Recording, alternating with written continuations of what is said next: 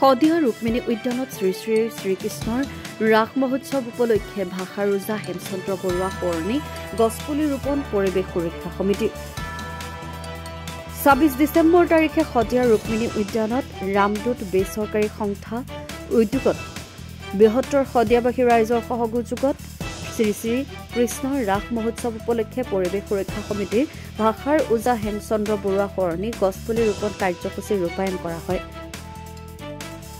গছপুলি ৰোপণ কাৰ্যসূচী শুভাৰম্ভ কৰে পৰিৱেশ সুৰক্ষা সমিতিৰ কেন্দ্ৰীয় সভাপতি ঋতুৰাজ বৰুৱাই।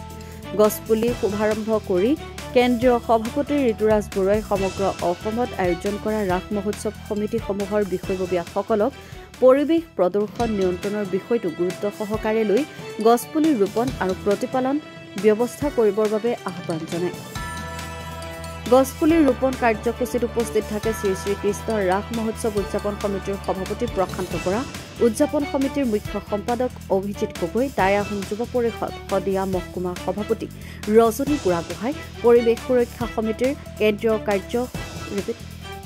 কেন্দ্ৰীয় কাৰ্যকৰী সভাপতি দিগন্ত ভট্ট, জিলা সভাপতি জীৱন দত্ত, জিলা উপসভাপতি বিচিত্ৰ ৰঞ্জন বৰঠাকুৰ, জিলা সম্পাদক ফটিক মৰাণ, ৰাস উদযাপন সমিতিৰ কোষাধ্যক্ষ উৎপল দত্ত, ৰামদূত বেচৰকাৰী সংস্থাৰ সদস্যা নমিতা শইকীয়া উপস্থিত থাকে। সন্ধিয়াৰ কাৰ্যসূচী পৰিচালনা কৰিব ৰাস উদযাপন সমিতিৰ কাৰ্যকৰী সভাপতি ধন দত্তই। তিনিচুকীয়াৰ পৰা মহম্মদ আসিফৰ ৰিপৰ্ট, নিউজ আপডেট।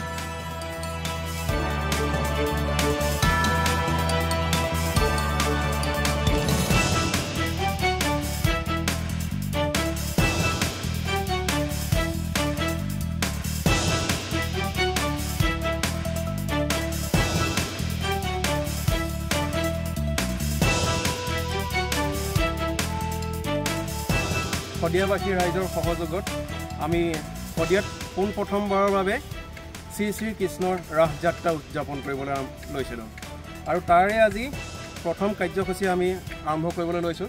প্ৰথম দিনাৰ প্ৰথম কাৰ্যসূচীটো আছিলে আমাৰ বৃক্ষৰোপণ কাৰ্যসূচী আৰু বৃক্ষৰোপণ কাৰ্যসূচীভাগ আগবঢ়াই নিবৰ কাৰণে আমাৰ অতিকৈ সকলোৱে মৰমৰ ঋতুৰাজ বৰুৱাদেৱ আমাৰ মাজতে আছে।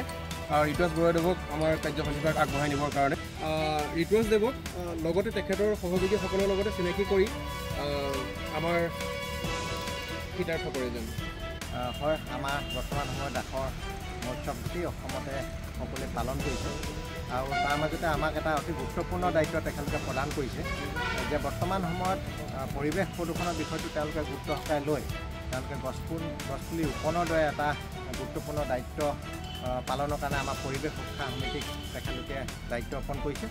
গতিকে তেখেতলোকক ধন্যবাদ জ্ঞাপন কৰিছোঁ আৰু এই কাৰ্যসূচীত আমি তিনিচুকীয়াৰ পৰা আমাৰ পৰিৱেশ সুৰক্ষা সমিতিৰ কাৰ্যকৰী সভাপতি দিগন্ত ভট্ট ডাঙৰীয়া আছে। দিগন্ত ভট্ট ডাঙৰীয়াক আপোনালোকে আজি আমি ৰামদূত বেচৰকাৰী সংস্থাৰ উদ্যোগত আজি শ্ৰী শ্ৰীকৃষ্ণৰ ৰাস যাত্ৰা উদযাপন কৰিবলৈ লৈছিলোঁ আৰু তাৰে আজি প্ৰথম দিনৰ প্ৰথম কাৰ্যসূচী আমাৰ বৃক্ষৰোপণ কাৰ্যসূচী আছিলে। বৃক্ষৰোপণ কাৰ্যসূচী ইতিমধ্যে সুকলমে সম্পন্ন হৈছে। কিন্তু আজি বৃক্ষৰোপণ কাৰ্যসূচীত মই এটা কথা খুব গৌৰৱ কৰি ভাল পাম, খুব অহংকাৰ কৰি ভাল পাম বুলি কৈছোঁ। এনেকুৱা ধৰণৰ যে বৃক্ষৰোপণ কাৰ্যসূচীত আমাৰ মাজত আছে কেন্দ্ৰীয় সমিতিৰ পৰিৱেশ সুৰক্ষা সমিতিৰ সভাপতি ঋতুৰাজ বৰুৱাদেৱ। বিভিন্ন দল সংগঠনে বৃক্ষৰোপণৰ কাৰ্যসূচীবিলাক হাতত লয়। বহু দল সংগঠনে বৃক্ষৰোপণ কাৰ্যসূচী প্ৰায় দেখা যায়, বহুতে কৰে, শ বৃক্ষৰোপণ কৰে। কিন্তু দুৰ্ভাগ্য যে আমাৰ বৃক্ষৰোপণ কাৰ্যসূচী সম্পন্ন হোৱাৰ পিছত বৃক্ষজোপাৰ কি হৈছে তাৰ চোৱা চিতা কৰাৰ কোনো ব্যৱস্থা নাইকিয়া। কিন্তু তেখেতসকলে বৃক্ষ ৰোৱাৰ পিছত ইমান সযতনে তেখেতৰ বৃক্ষজোপাক ডাঙৰ দীঘল কৰিছে আৰু তাৰ জ্বলন্ত প্ৰমাণ এই আমাৰ কাষতে আছে। বিভিন্ন গছপুলি প্ৰতি বছৰে বছৰে তেখেতসকলে কৰি আহিছে। প্ৰতি বছৰে কৰি প্ৰতিজোপা গছক ইমান ৰক্ষণাবেক্ষণ দিছে, সুৰক্ষা দিছে যে প্ৰতিজোপা গছে ছাঁ দিবলৈ সক্ষম হৈছে, প্ৰতিজোপা গছে ফল দিবলৈ সক্ষম হৈছে। তো তাৰ বাবে আমি সঁচাই বৰ গৌৰৱ কৰিছোঁ যে এই বৃক্ষ ৰোপণ কৰি পেলাই যে এটা দায় সৰা নিচিনা এটা কাৰবাৰ এটা কৰি কাৰবাৰ এটা নকৰি বা বৃক্ষ ৰুই পেলাই তাৰ আমাৰ ফলৰ কামনা কৰি, ছাঁৰ কামনা কৰি যিটো গছজোপাক সুৰক্ষা দিয়া হয়। তো তাৰ কাৰণে আমাৰ পৰিৱেশ সুৰক্ষা সমিতিয়ে যিটো পদক্ষেপ লৈছে তো তাক সঁচাকৈ শলাগ ল'বলগীয়া। আজি আমি ৰামদূত বেচৰকাৰী সংস্থাইও তেখেতক আমি কাষতে পাই পেলাই সঁচাই বৰ ধন্য মানিছোঁ। তাতোকৈ ডাঙৰ কথা যে আমাৰ শদিয়াত আমাৰ প্ৰথমবাৰৰ কাৰণে আমি ৰাস উদযাপন কৰিবলৈ লৈছোঁ। এইখিনিতে আৰু এটা কথা আপোনালোকক জনাবলৈ পাই আমি ভাল পাম যে শদিয়াত পোনপ্ৰথমবাৰৰ কাৰণে ৰাস উদযাপন কৰা হৈছে। শদিয়াৰ ৰুক্মিণীৰ জন্মক্ষেত্ৰ হয়, লক্ষ্মীৰ উপজা ঠাই। তো লক্ষ্মীৰ উপজা ঠাইতে লক্ষ্মীক আমাৰ অৱহেলিত অনাদিত হোৱাৰ নিচিনা হয়। লক্ষ্মীৰ কোনো চিনচাপ নাইকিয়া, কোনো ঐতিহ্য নাইকিয়া নিচিনা হৈছে। আজি য'ত ৰামৰ জন্মক্ষেত্ৰত আজি যেনেদৰে চৰকাৰে গুৰুত্ব দি পেলাই তাত অযোধ্যা নিৰ্মাণ কৰি এটা দিনত 4 কোটি টকালৈকে দান পাত্ৰৰ পৰা উপাৰ্জন কৰিবলৈ সক্ষম হৈছে। পৰ্যটনৰ এটা কেনেকুৱা এটা সুন্দৰ ঠাইলৈ পৰিণত হৈছে। কিন্তু আমাৰ শদিয়াখনত চৰকাৰে কিয় ইমান অৱহেলিত অনাদিত হৈছে মই এই কথাটো বুজা নাই।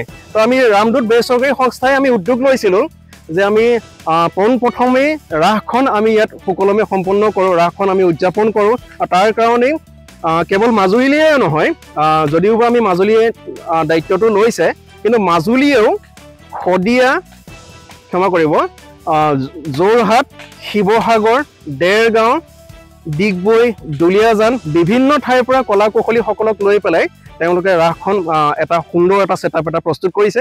আৰু সেই ৰাসখন পোনপ্ৰথমেই আজি শদিয়াত প্ৰায় 5000 বছৰ পিছত শ্ৰীকৃষ্ণৰ জন্ম যি গ'লেই, তো তাৰ কোনো অনুষ্ঠান প্ৰতিষ্ঠান নহ'লে ইয়াত এটা শাক্তপন্থীহে এটা পৰিভৰটো বেছিকৈ দেখা পোৱা যায়। কিন্তু ইয়াতে সেই প্ৰথম এটা উদযাপন হোৱা নিচিনা হ'ব ৰাসৰ। তো গতিকে এই অনুষ্ঠানটোৰ পৰা আমি চৰকাৰক এইটোৱে বাৰ্তা দিব খুজিছোঁ যে চৰকাৰে অকণমান গুৰুত্ব দিয়ক, অৱহেলিত অনাদিত নকৰি সকলোৱে লক্ষ্মী পূজা কৰে, লক্ষ্মীক উপাসনা কৰে, কিন্তু সেই লক্ষ্মী উপাসনাৰ লক্ষ্মীৰ জন্মক্ষেত্ৰখনক অকণমান গুৰুত্ব দিয়ক। গতিকে এয়াই আমাৰ ৰামদূত বেচৰকাৰী সংস্থাৰ এটা পোনপটীয়া বাৰ্তা।